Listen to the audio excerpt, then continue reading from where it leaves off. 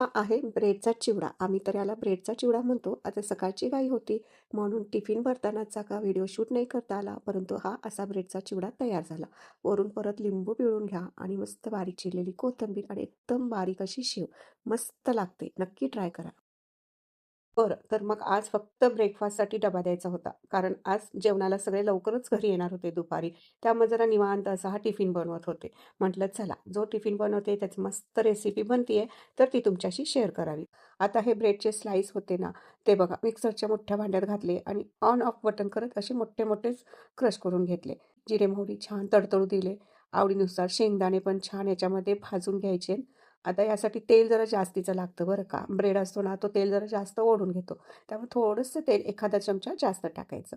शेंगदाणे चांगले भाजले गेले, की कढीपत्ता टाकायचा आणि मोठा-मोठा जरासं कापून कांदा टाकायचा. छान असं हे परतून घ्यायचं. परंतु कांदा जास्त परतायचा नाही.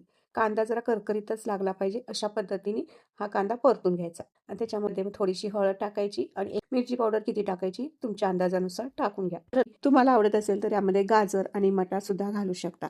साखर घातले 3 चमचे, मीठ घालायचं चवीनुसार. मीठ खूप कमी घालायचं, कारण पाव जरासा खारटसरच लागतो आणि साखर जरा जास्त घालायची, कारण मस्त असं हे बॅलन्स होतं.